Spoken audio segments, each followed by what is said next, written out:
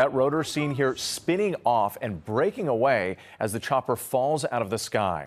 Now some questioning whether chopper sightseeing tours should operate in busy areas like New York City. Here's ABC's Ike Jachi. As highly trained divers plunge into the waters of the Hudson River, searching for the reason why this sightseeing helicopter with a family on board tragically broke apart midair, tonight family members emotional, remembering the lives lost. They left together, they left without suffering, and they left with a smile on their faces. And that's important for us. The victims, a family of 5 from Spain, Agustin Escobar and his wife Mercy, both executives at global tech company Siemens, along with their 3 children, ages 4, 8, and 10. The children's school back in Spain offering a moment of silence. The tributes pouring in as officials use sonar in those murky waters to try and locate that main rotor seen here spinning off as the Bell 206 chopper falls out of the sky. New video attained by ABC News showing the aircraft flying along the New Jersey side of the Hudson River before disappearing behind this high-rise. Moments later, pieces of the tail rotor flying off. Federal investigators already conducting wreckage exams on the engine, but now zeroing in on those rotor blades.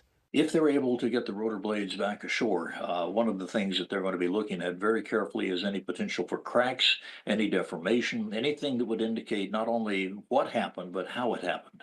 The sightseeing tour operated by New York Helicopter Tours touts an industry-leading safety record. Tonight, we're learning more about the pilot who also died, 36-year-old Sean Johnson, a Navy veteran who had 788 hours of flight time. Investigators are still calculating how much of that time was spent in that particular helicopter. Would at least 38 people have died in helicopter crashes in New York City since 1977, and that's why we're seeing a renewed push for changes in the industry.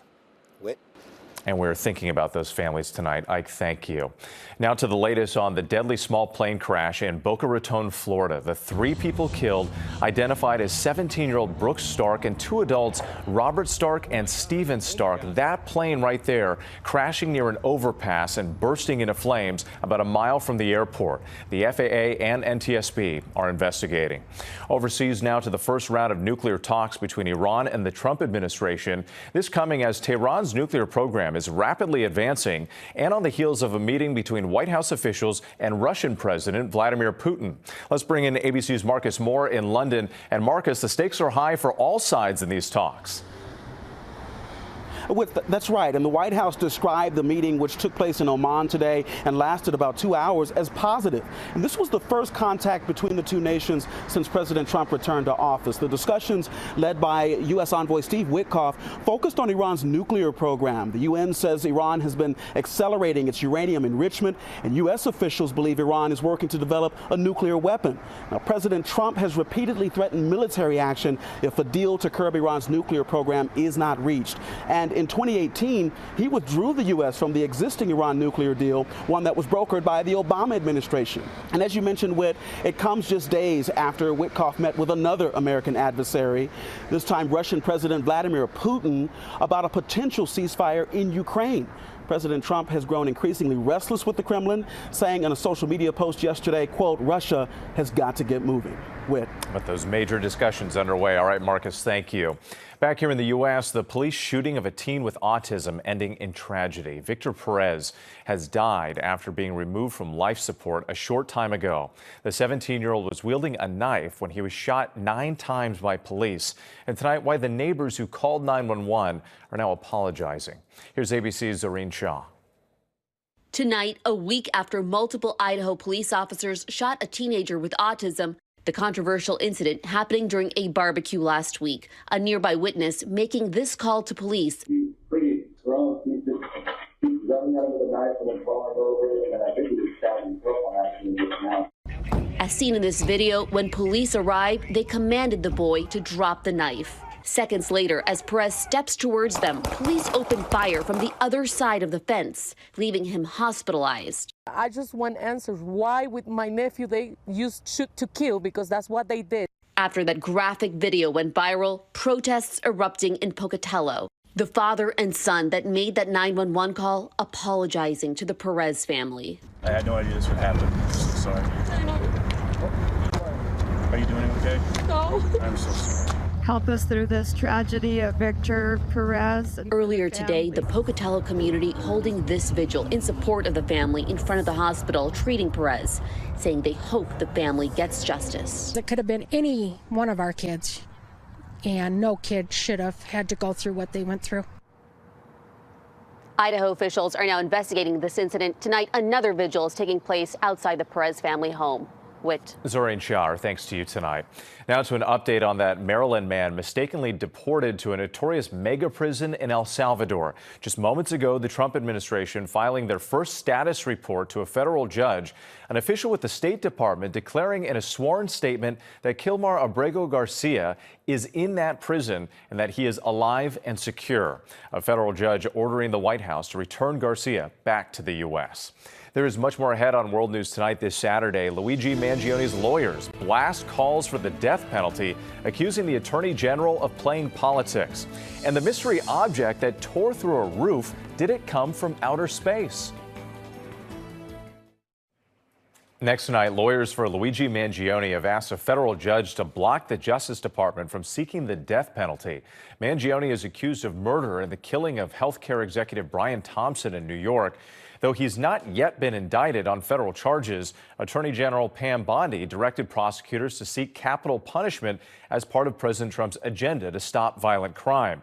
Mangione's attorneys called Bondi's decision, quote, political, saying she did it to have content for her Instagram account. When we come back here tonight, new video captures the moment something tore a hole through a roof in New Jersey. Where did it come from and what the experts are saying now?